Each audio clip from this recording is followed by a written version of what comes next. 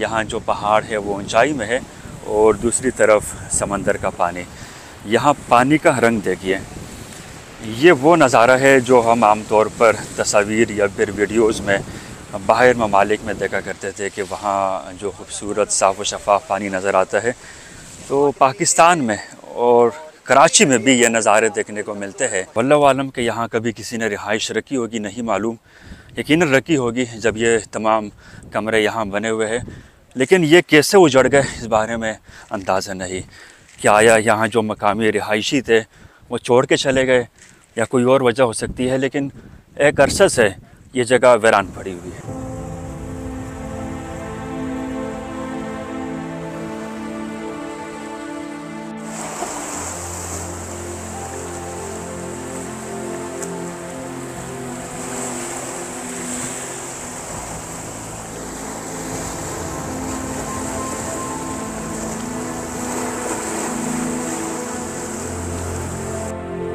पहाड़ के दामन में एक तंग मगर दिलफरेब रास्ता जो हमें ले जाता है एक ऐसी दुनिया की तरफ जहां वक्त थम सा गया है। यहाँ कुदरती खूबसूरती तो है ही, मगर साथ ही नज़र आती है मतरूक कश्तियाँ और सुनसान खामोश घर। यह इलाका अब भी जिंदा है। ज़्यादातर लोग माहीगीरी से जुड़े हैं या माल मवेशी पालते हैं। अगर एक नज़र ज़रा गहराई से देखे तो यह मुकाम सियाहती लिहाज से भी एक छुपी हुई जन्नत है।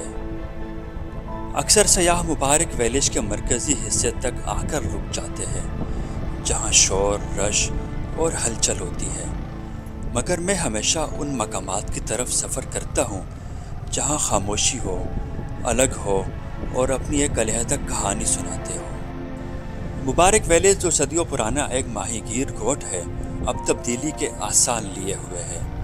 पहले लकड़ी के पट्टों से बने सादा घर हुआ करते थे। आज यहाँ पुख्ता दीवारें और कहीं कहीं कच्ची पक्की सड़कें दिखाई देती हैं। गांव के इस मुख्तसर रास्ते को पार करके जब हम पहाड़ी से नशेब की तरफ उतरते हैं तो सामने खुला समंदर बाजू फैलाए हमारा इस्तकबाल करता है।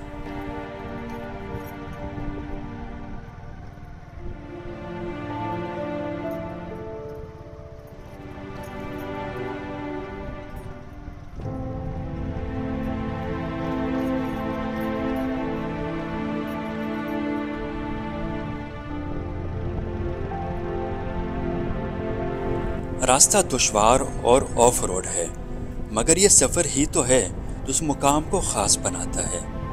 यही है बिट कोड़ी, कराची का एक खामोश मगर बेहद खूबसूरत किनारा। मुबारक वैलिज के मुकाम पर अच्छा खासा रश है। वहाँ शहरी बहुत ज़्यादा आए हुए हैं और मैं पब्लिक मुकाम से दूर भागता हूँ जहाँ ज़्यादा रश हो। मैं सुकून की तलाश में रहता हूँ, इसलिए मुबारक वैलिज छोड़कर उसके दाएं जानिब दूसरे किनारे पर आगे इसको कहते हैं बिट कोड़ी। इंतहाई खूबसूरत मुकाम और यहाँ इस वक्त खामोशी है। शहरी यहाँ कम आते हैं। एक तरफ समंदर, दूसरी तरफ पहाड़ और समंदर का साफ़ व शफ़ाफ़ पानी। ऊपर चढ़ेंगे और यहाँ से नज़ारा करवाएंगे।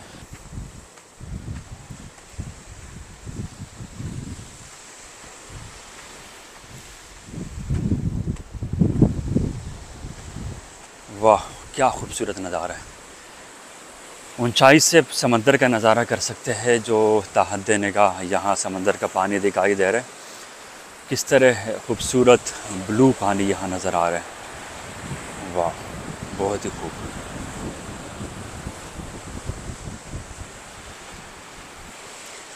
बिट कोड़ी के मुकाम पर भी तंग रास्ता है। इस तंग रास्ते से गुज़रकर पहाड़ के दूसरी तरफ देखते हैं कि वहाँ क्या मंज़र देखने को मिलेगा। सफ़र वही हसीन है जहाँ एडवेंचर हो। एडवेंचर से गुज़रने के बाद ही खूबसूरत नज़ारे देखने को मिलते हैं।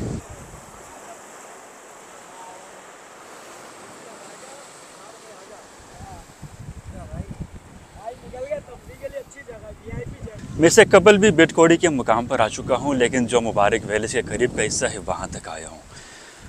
अब यहाँ मज़ीद दूर आ गया हूँ और ये है बिट कोड़ी का वो मुकाम जहाँ खुला समंदर नज़र आता है। एक तरफ ऊंचाई में पहाड़ी सिलसिला है, यहाँ जो पहाड़ है वो ऊंचाई में है और दूसरी तरफ समंदर का पानी। यहाँ पानी का रंग देखिए, ये वो नज़ारा है जो हम आमतौर पर तस्वीर या फिर वीडियोज़ में बाहर ममालिक में देखा करते थे कि वहाँ जो खूबसूरत साफ़ व शफ़ाफ़ पानी नज़र आता है।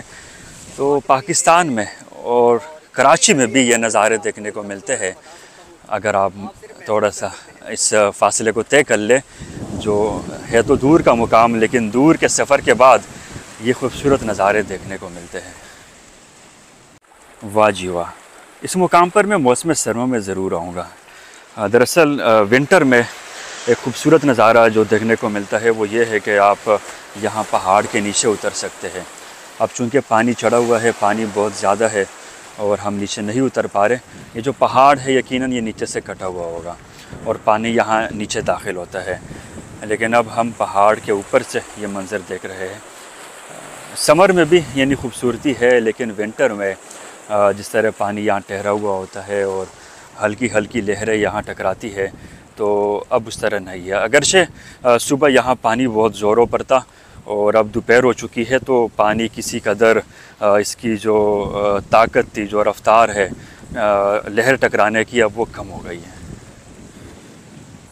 बिटकोडी वो मुकाम है जहाँ आप नज़ारा कर सकते हैं या फिर यहाँ फ़िशिंग कर सकते हैं। उसके अलावा ये नहाने की जगह नहीं है, क्योंकि यहाँ पानी बहुत ज़्यादा गहराई में है और आप यहाँ उतर भी नहीं सकते। ख़ास तौर पर मौसम गर्मा में यानी समर में पानी बहुत ज़्यादा यहाँ बढ़ जाता है। ये आप देख सकते हैं जो कराची के नौजवान हैं यहाँ आए हैं और फ़िशिंग में मसरूफ़ है। वाह जी, बहुत ही खूबसूरत मछली है, लेकिन छोटा सा बच्चा है। कौन सी मछली है? नाम नहीं मालूम। खूबसूरती देख यार, बहुत ही खूबसूरत है यार। के साथ आए खुश। वाह जी वाह। आप कहाँ से आए? औरंगी टाउन से।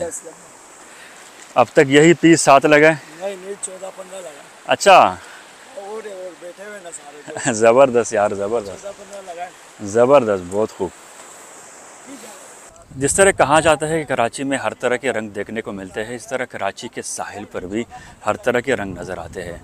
यहाँ पहाड़ और पहाड़ों की खूबसूरती, पहाड़ों की कटाई और साथ में समंदर, क्या ही नज़ारा है।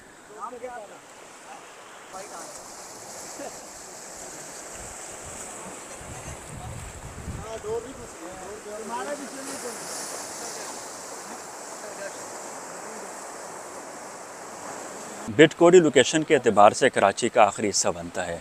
एक जानिब मुबारक विलेज है और दूसरी तरफ यहाँ ये जो पहाड़ जहाँ ख़त्म होता है, पहाड़ के पास है मंजार गोट। मंजार गोट के पास सुनहरा बीच, वहाँ एक जेटी भी बनी है और उस जेटी के दूसरी तरफ यानी जेटी के बराबर में ही जहाँ समंदर ख़त्म होता है वो है हब नदी का डेल्टा, यानी हब नदी का पानी उस मुकाम पर समंदर का हिस्सा बनता है। हब नदी के उस पार बलूचिस्तान है। यहाँ से बहुत दूर हब पावर प्लांट भी दिखाई दे रहा है।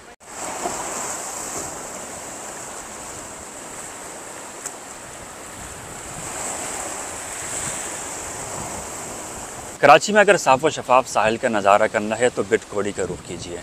पानी भी साफ़, यहाँ की रेत भी साफ़ और यहाँ का माहौल भी साफ़ सुथरा है।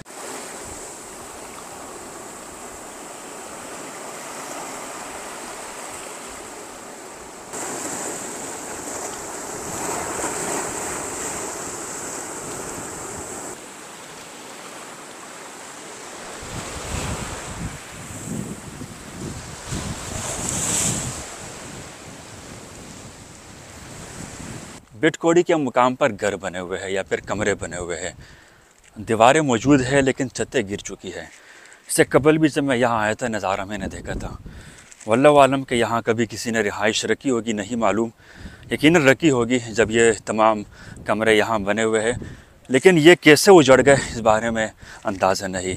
क्या आया यहाँ जो मकामी रिहायशी थे वो छोड़ के चले गए या कोई और वजह हो सकती है, लेकिन एक अरसे से ये जगह वीरान पड़ी हुई है।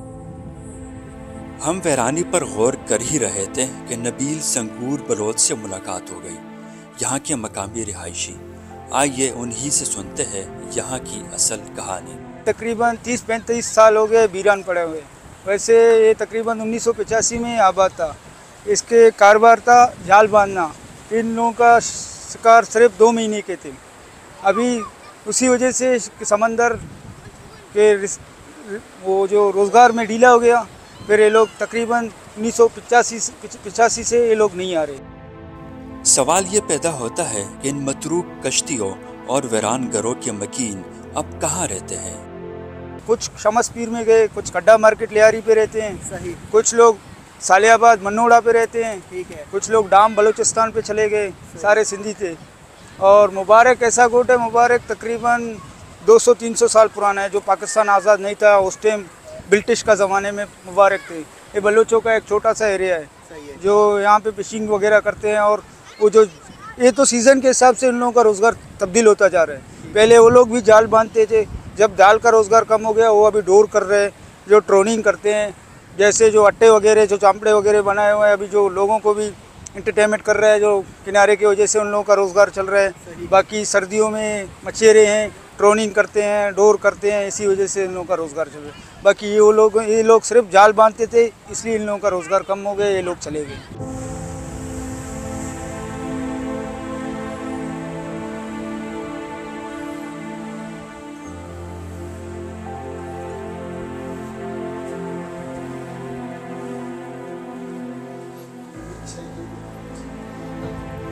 बिटकोड़ी के मुकाम पर मस्जिद का अंदरूनी नज़ारा करवाते हैं। इसका दरवाज़ा है और यहाँ लिखा है मदीना मस्जिद।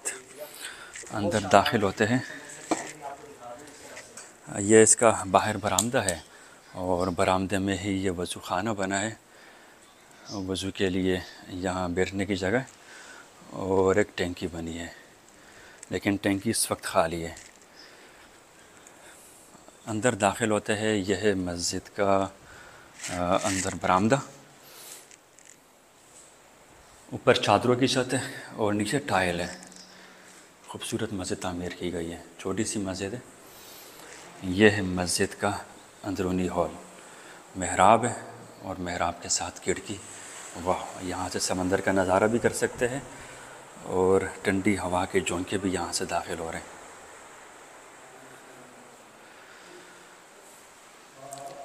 उसे यूँ महसूस होता है कि यहाँ पर बाजमात नमाज नहीं होती होगी, अलबत्ता इनफरादी नमाज आप अदा कर सकते हैं। जो टूरिस्ट यहाँ आते हैं, जो शहरी यहाँ तफरीह की गर्ज से आते हैं, वो यहाँ नमाज़ पढ़ते होंगे, मुसल्ले भी रखे हुए हैं। बिटकोड़ी के इस मुकाम से दो मकामात वाज़े नज़र आते हैं। एक बहुत दूर जो चरना आइलैंड है, समंदर के बीच पहाड़ है, मेरे कद में दिखाई दे रहा है, और दूसरी तरफ हाफ पावर प्लांट जो बलूचिस्तान में वाक़ है, वो भी यहाँ से साफ़ नज़र आता है।